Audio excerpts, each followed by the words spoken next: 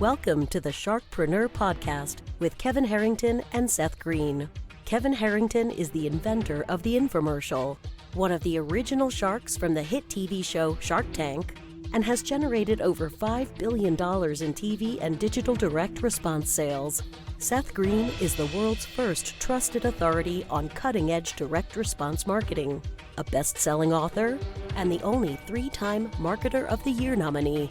On the podcast, Kevin and Seth interview Sharkpreneurs who share straight talk on what it takes to explode your business. Why do so many businesses struggle while others seem to explode overnight? Do you wish you had the secret to this type of exponential growth? Now, I've scaled more than 20 businesses to over $100 million, and it's not just luck. In my new book with Mark Tim, Mentor to Millions, you'll learn the repeatable framework I use in all my business ventures for massive success. Order at kevinmentor.com and get over $1,000 in bonuses. Head to kevinmentor.com. Welcome to the Sharkpreneur podcast. This is your co-host, Seth Greene. Today I have the good fortune to be joined by Dan Nicholson of Nth Degree CPAs, which he founded back in Seattle in 2008. With the objective of building a successful practice by helping small business owners cultivate good accounting and tax practices to achieve their financial goals. We're going to talk about that, and we're going to talk about the really cool stuff he's up to now. Dan, thanks so much for joining us. Yeah, excited to be here. Thanks for having me on. Awesome. So let's go back in time a little bit. You graduated summa cum laude from Seattle University, and then when you graduated, you were selected for a really exclusive fellowship. Talk a little bit about that. Yeah, it's one of those fellowships that unless you're in the accounting and finance space, it means nothing to you. But if you are in that space, then it's really impressive. So basically, there's a board or a couple of boards that write all the accounting standards for U.S. Companies or anyone that's going to be listed on a U.S. stock exchange. And there's a board that writes all the accounting standards for any government in the U.S. And so basically it wasn't on my radar, but was nominated for this fellowship, ultimately got it, and then worked on an accounting standard that most people begged me not to tell them all the details of, which was a derivatives and hedge accounting standard. So I will not subject you guys to the pain of hearing. Well, there are folks who listen who would be impressed by that and would be interested. But for those of you who don't speak CPA, accountants consider setting the national standard to be a really big deal.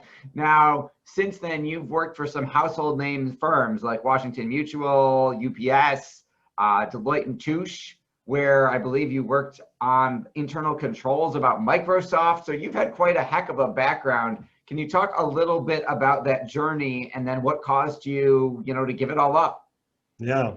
So when maybe to go back a little bit, if you can imagine the cliche kid growing up scheming on business ideas, that was me as a kid, and probably many in your audience. And so I was always I've always sort of had that entrepreneurial mindset, and I got an accounting degree and separately an information systems degree because I thought, okay, technology, accounting, bring those together. That's going to be the best skill set to start a business. And surprising number of like Fortune 500 CEOs who have a background in accounting. And then when I got the fellowship, that put me on a whole different path. And first person in my family to go to college, so turning down a fellowship like that just felt almost like a slap in the face to my parents, who sacrificed a lot for me to go to college. I don't think they would have taken it that way, but that was built up in my head as the case. So then I went down this path for a while because I worked on this derivatives and hedge accounting standard. You might imagine that lots of people wanted me to work for them doing derivatives and hedge accounting stuff. So unintended consequences. Worked at Deloitte, and I became the derivatives person in the Seattle area to a degree. And so anybody and everybody who had derivative issues became my clients. So at the time, Microsoft had $100 billion in investable assets. They do a ton of hedging, derivative stuff. So worked there, and Washington Mutual, when they're around, they had a bunch of derivatives. Banks typically do. Starbucks has derivatives. Expedia, all these kind of namesake Seattle area clients. So I kind of Then had a little bit of a quarter life crisis going, what am I doing? This is not entrepreneurial whatsoever. So moved around for a little bit. Warren Buffett backed company that was getting ready to go public, worked with this guy, Steve Loudon, who was most recently the CFO of Roku, in strategic finance, did a little bit of work in tax, all in this sort of identity crisis of sorts of trying to rationalize the degree I had, and at the same point, had this underlying misery. And so finally, long story long, I realized, why don't I marry my desire to be an entrepreneur with the skills that I have, which was kind of the basis for starting a CPA firm and trying to be non-conventional. So fascinating story. The longer version, if it hasn't, should be in a book somewhere. Now let's talk about the unconventional, because you're up to some really interesting stuff that isn't just keeping the books or doing taxes. Mm-hmm. Yeah, and embarrassingly, it took me a while to figure this out. Hey, it takes us all a while to figure it out. It's okay. So as I was just sharing with you, I mean, I grew up in conventional finance. Like working at the accounting board is not any more conventional than that. Like we're literally setting the conventions, and then I started working with small business owners, and that was on purpose. Starting my CPA firm, I realized, wow, there's 42,000 firms in the U.S. If you have 10 people, you're the 400th biggest. So almost every small business owner is working with a CPA team of like one or two. And the gap between what you get at a big national firm or even a big regional firm and what you get at a shop of one or two is pretty substantial. I'm not trying to slight the smaller firms, but there's a huge gap in a variety of ways. And so I thought there's a market opportunity there. And the data says people just hate tax and accounting. And ironically, most CPAs go, hey, yeah, let me know if you have any questions, give me a call.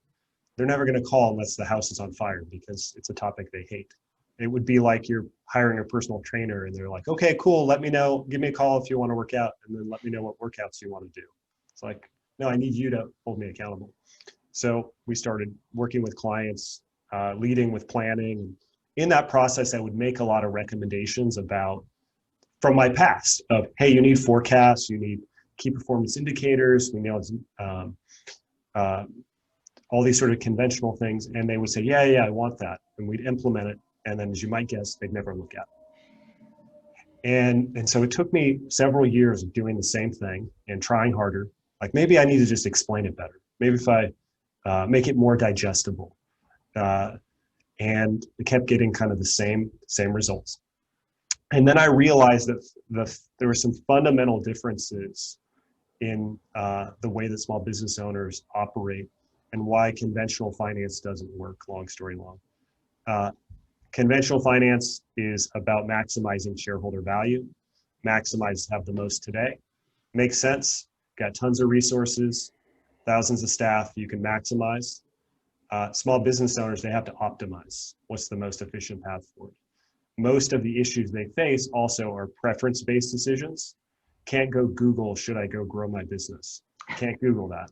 And you can get an answer. It's probably not the right fit answer.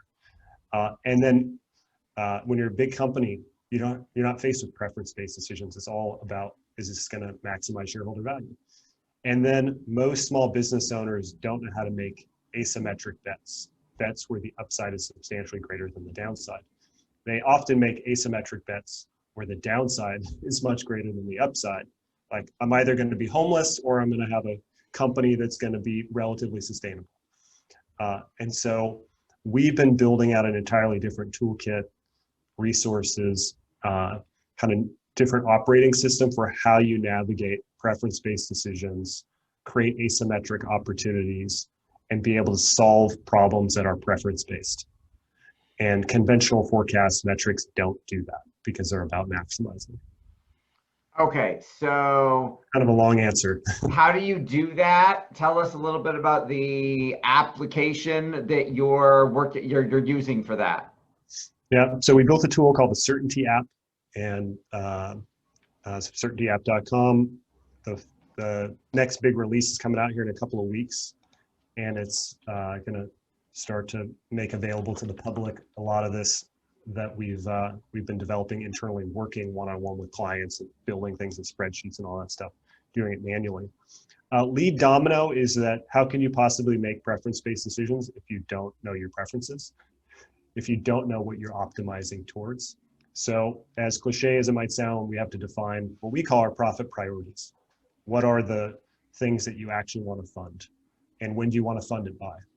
And so that could be things like retire your spouse, have 10 more hours of white space per week, fund your core capital, the amount you need to retire. All these things we need to put in order. What's number one, what's number two, what's number three? Order is key because we have to optimize. We got to solve for number one, then number two, then number three. So many business owners get stuck in the swirl, build out these spreadsheets. They're trying to solve 5 things at once. We don't have the resources, we have to optimize. So define our profit priorities, set up our bank accounts in a different way. There's something called the mental accounting bias that prevents us from making good economic decisions unless we break our bank accounts up into different buckets, into risk buckets and reserves. And so we've created some tools around how to actually use your bank accounts for decision making, which is in the next version of the app. Most people wake up, open mobile banking, and they decide if they're doing okay based off the balance in that account, which can give you a pretty false positive. And then there's a series of principles that we need to use to process preference-based decisions. And then ultimately something called that we've developed called readiness, which pulls in my derivatives background. Readiness is the idea, that's a score out of 100 that says, how ready is your business to take on a new opportunity? We always assume we're ready for a new opportunity, but that could actually be the worst thing that you could do, something new. Sometimes you need to take a break. Sometimes there's things you need to clean up.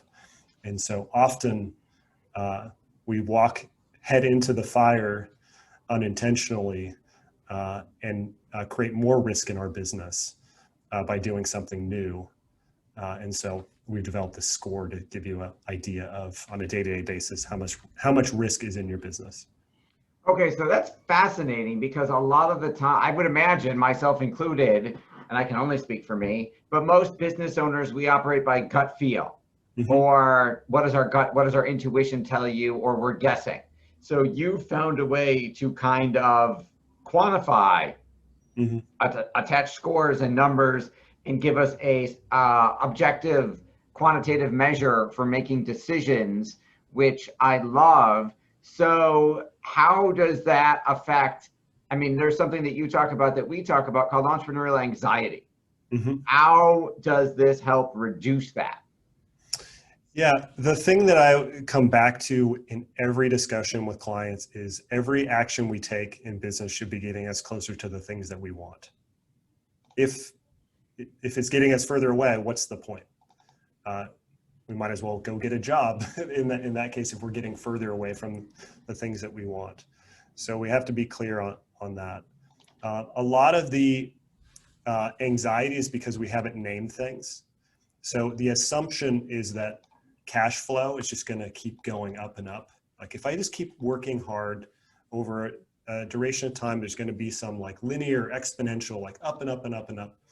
And then of course we know when we get into it that that's not the case. Like we have, oh great, we had a bunch in our account. Oh crap, now we don't. Oh, now we're doing better. And then nope, now we're not, right? And it's actually this up and down that happens with cash flow. And the thing that is going up in the exponential is risk. And it manifests itself in sleepless nights, constant fire drills, and all these like nefarious things that exist. And so the issue is that business owners don't have the right toolkit to identify those risks and eliminate them. Oftentimes, what I see is the most common issue is that we keep changing our methodology for how we're processing issues. And if you keep changing the way that you solve the same problem, guess what? You can't compare current results to past results and actually draw an appropriate conclusion. So that's why we need a framework. We need principles that we can use. We need rules around what we're going to have in our bank accounts that are dynamic and adjust to the business changing.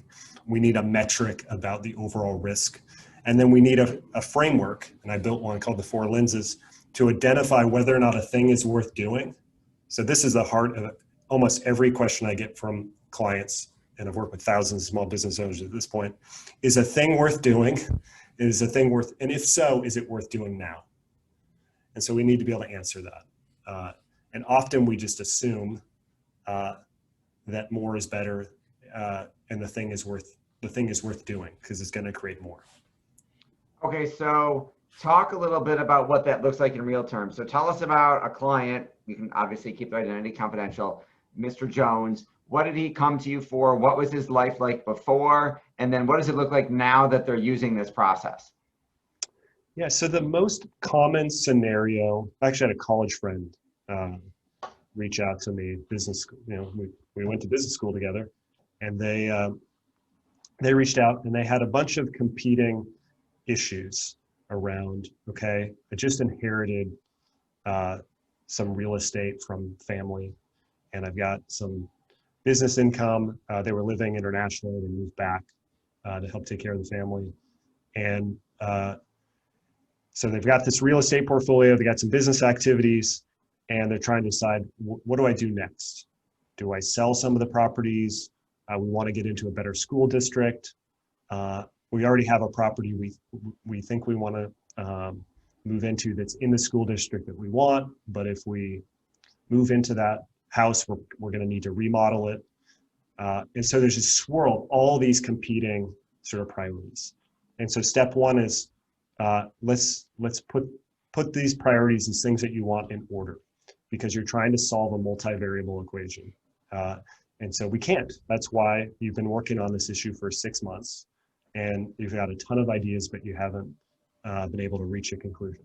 So what's the number one thing? Okay, number one thing is that we want to get into this school district, this great school district. Okay, then you're going to move to that city. All right, so all the other cities you're evaluating, off the table. That's the number one thing. Then the next, so we've now solved this like set of competing things just because we're optimizing for what you said is number one. Then number two, now funny thing is often people will say what is number one, and then when you make them vote with their money, they figure out what really is number one. And so sometimes it changes wildly. So we figure out the city. Then the house. Should we move into the house that we already own, or should we sell it and buy something else? And then we use one of our core 10 principles that we suggest clients apply, is what we call the investor frame, which is if you had the cash, would you buy this property today? So right now, out of convenience, you already own it. So often we do things out of convenience, or because we've named the puppy on something. And so we do things out of convenience. So, okay, would you buy this house that you already own now? Well, probably not, because it's going to be a 6-month remodel, and it's in a great spot, but for slightly less, we could buy another place, not have to do the remodel. Okay, well then you're going to sell the property, right? And so in 15 minutes, we solved this issue that they've been dealing with for 6 months through some principles and through prioritizing. The same thing, and that's a personal example, but the same thing in business is, if we boil it down and we flip from maximize to optimize, we put our priorities down, we're only going to solve for number one, and then we use things like the investor frame. We tell clients, at least quarterly, use the investor frame on your business. Would you buy the business that you own today? It's worth $2 million. If you had $2 million, would you buy that business? Almost always the client says no. It's like, okay, well, hold on. That's kind of a big deal here. You own this business that's crushing your life. You wouldn't buy it. Why not? And we have to bifurcate, or we have to break the issues into, and this kind of goes back to readiness too, but we have to break the issues into, would you not buy it because of an industry thing? So I wouldn't buy a CPA firm because it has tax deadlines. Okay, well then you can't change that. So is it an industry thing? Is it a set of business decisions that you've made? Hey, clients, I hate chargebacks. Okay, well, stop using credit cards, start using ACH. Like, that's a business decision. or is it something you're doing that's causing this? The industry stuff we can't change. The business decisions and the you things, the issues you're creating, we can. That then becomes your action plan.